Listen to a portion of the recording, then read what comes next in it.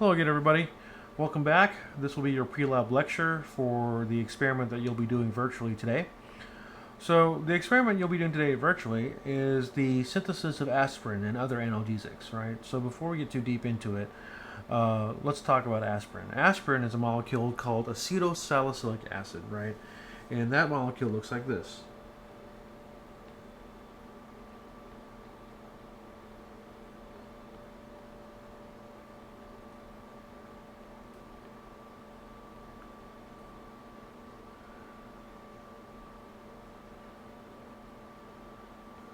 There we go, CH3, okay? So that is acetylsalicylic acid. Man, a lot of writing wrong here. Acetyl salicylic acid, right? And so acetylsalicylic acid actually comes from a molecule, this part right here, known as salicylic acid. Looks like this.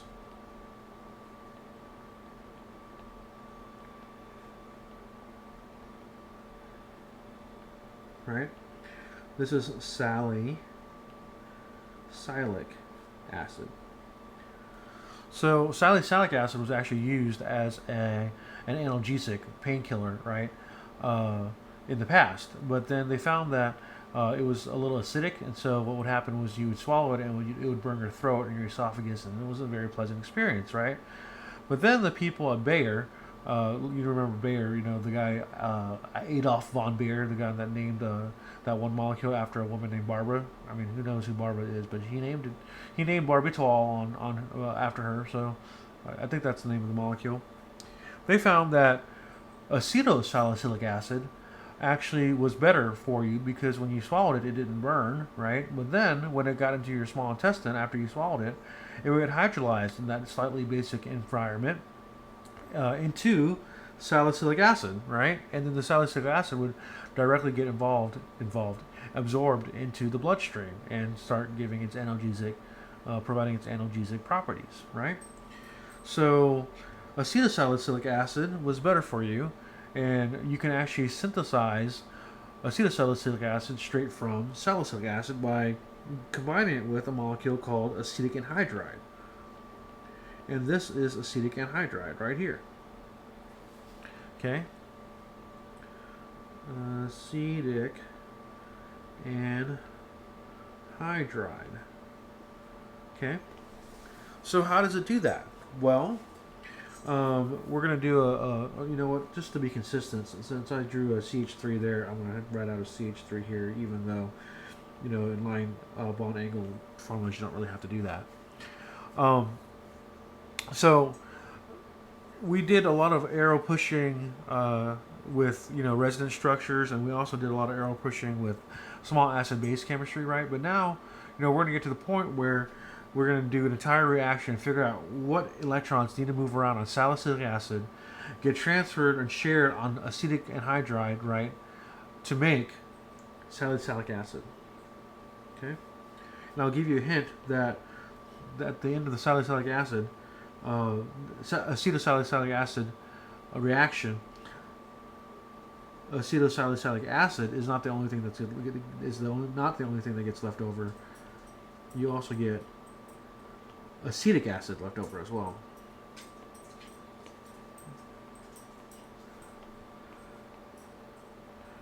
Right?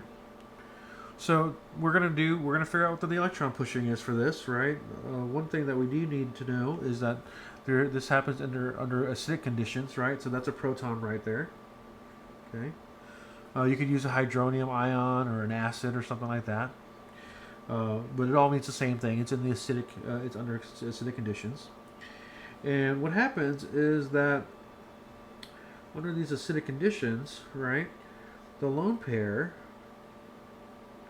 of the oxygen comes over and pulls that proton on the acetic anhydride, right? It takes that proton on the acetic anhydride. So that gives you this structure here.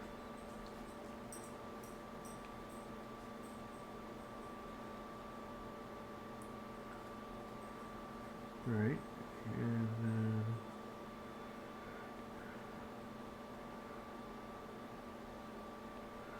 Okay. Oxygen with 3 bonds has a positive charge. Okay, oxygen with 3 bonds has a positive charge. And then the electrons from here, that double bond to the carbonyl, do some resonance, right? And leaves you with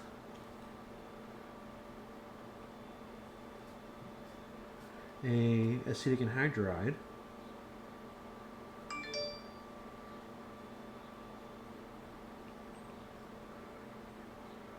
with a positive carbocation like this. Okay?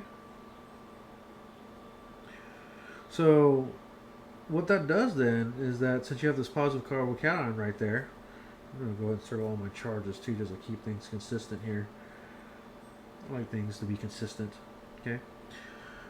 When you have a positive carbocation here, this thing is actually susceptible to what we call nucleophilic attack, right? So let me just draw out salicylic acid real quick.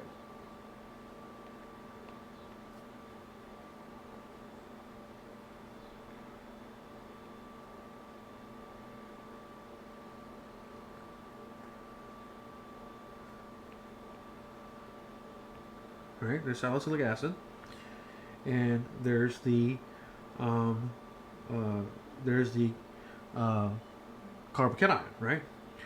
So when you have a carbocation, this guy is susceptible to what we call a nucleophilic attack. So since that carbon there is actually electron poor right now, we call him an electrophile.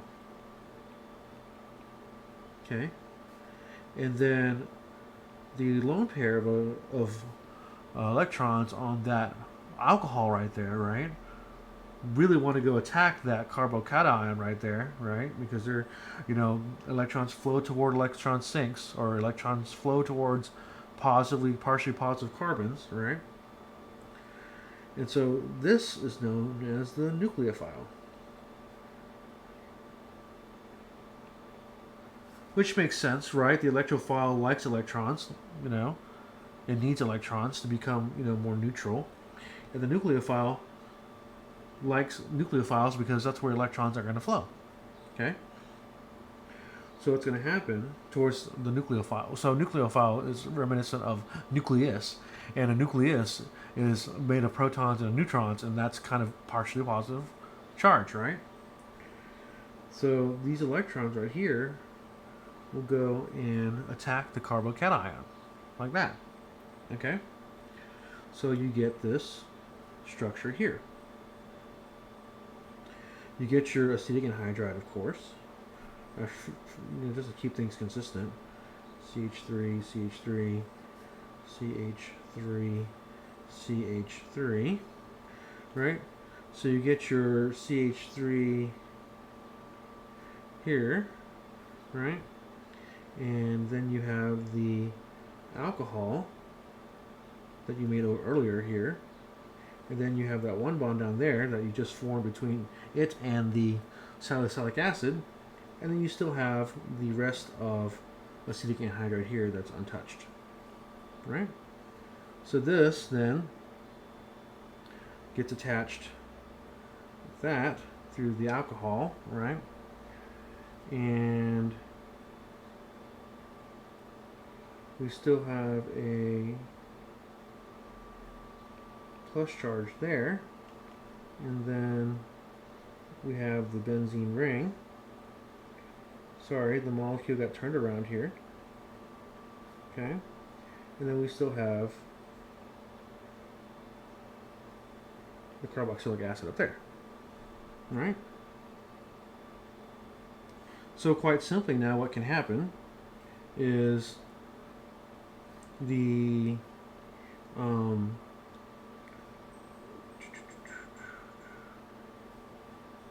we can have a cyclization sort of happening here in the reaction where these electrons come down here, right, forming a double bond there, which breaks this bond here, right, making it go over here, okay, which breaks that bond here, pulling the electrons up there. Okay? And then you get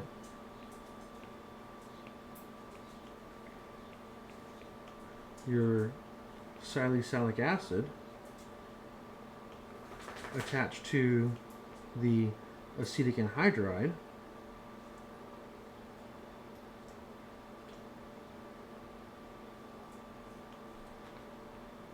like so, still with a little H plus right there. Alright. And your plus acetic acid, like so, right? And I'll move my head out the way so you can see the rest of that there. Oops, wrong one. There it goes, right? And then just remember that when we had that extra acid there, we do also have conjugate bases floating around too, because whenever you have an acid, you have a conjugate base, right? And I don't know why I made it a B. It should be A, right? Let's just do it this way. A, and that can pull off that proton, giving back that shared paired of electrons to the oxygen, right? And then you have your aspirin,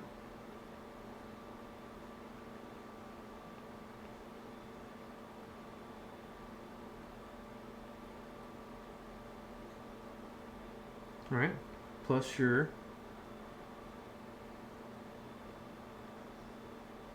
aspirin,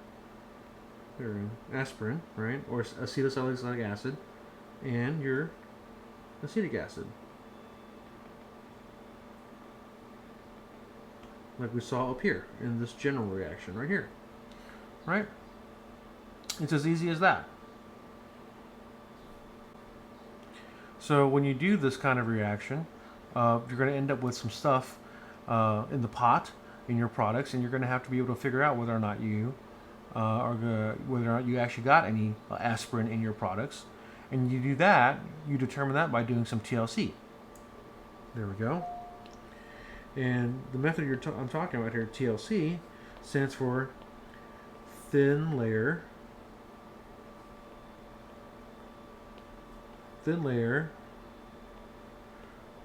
chromatography.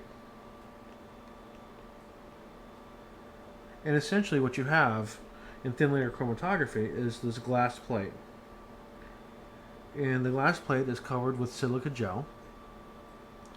And what you do is that you find a solvent that's suitable, right, to dissolve your product, right? And what you do is you put the solvent into a beaker, right? Not a lot, just a little bit, okay? Just enough to cover the bottom. And then you can draw a line with a pencil across the bottom of your TLC plate, which is that glass plate, that very thin glass plate with the silica gel on it, right? And you put a drop of your product right there on the line, okay? And then you take the entire thing and put it into the beaker. So now what you have in there is the beaker, the solvent, and your TLC plate in there, and your pencil line, and the little drop of your product. You'll cover it with a watch glass, right? So that nothing evaporates out too quickly. And then through capillary action, this line, this dot, is going to start moving upwards, right? And things that are attracted to the silica gel will go slower than things that are not as attracted to the silica gel. And so your dot of product will start to spread out into multiple little bands, you know, like that, like that, like that, right? you want to stop it before the solvent line reaches to the top of the glass plate, the TLC plate. So at that point, you pull it out. Okay. So now you see on your glass plate your pencil mark down here is where you started, right? And then you see the solvent line up here, right? Starting line. And this is your solvent line. That's when you stopped it, right? So you stopped it when the solvent line got there, right? And you may or may not see bands on your TLC plate because some of the products may be only fluoresce under UV light. So you take it and you get a little UV bulb going on.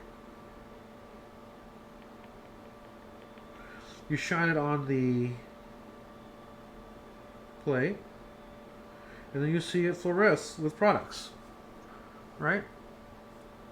And then what happens is that you can actually measure the distance that each of your bands traveled in relation to where the solvent line is, and that's called the retention factor or the RF factor, right? And from that, you can decide whether or not you actually got your products, right? Which in this case is aspirin. You can see exactly how this works in the lab flow video because they'll actually demonstrate it for you in the video there with an actual TLC plate and actual chemicals and everything. So you'll see how that goes there. But yeah, that's how you do a TLC to see if you got any, and you can. It's not restricted to just using TLC on doing aspirin synthesis. You can do, if you know what your product is supposed to be, then you can use TLC on anything, right? So good luck on lab today, and remember to do the pre-lab first. Download the PDF and watch the videos, request the data, and complete your labs. They'll be due tomorrow by 7:59. No, wait, sorry. Labs are due by the end of the day, so that's 11:59 p.m. tomorrow. Good luck.